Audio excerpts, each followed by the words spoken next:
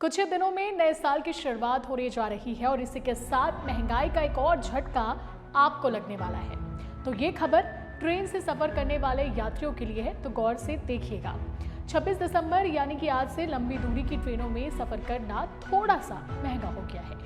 ये बढ़ोतरी general, mail express और एसी क्लास के टिकट पर लागू होगी। रेलवे ने प्रति किलोमीटर 2 पैसे के हिसाब से किराए को बढ़ा दिया है।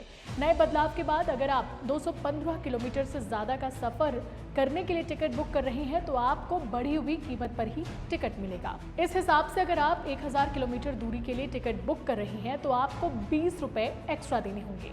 वहीं रेलवे ने साफ किया है कि लोकल यानी कि सब अर्बन ट्रेनों और मंथली सीजन टिकट के दाम नहीं बढ़ाए गए हैं, यानी कि जिन लोगों के पास मंथली पास है और जो रोज तय स्टेशनों के बीच सफर करते हैं उन्हें किसी भी तरह का ज्यादा किराया नहीं देना होगा।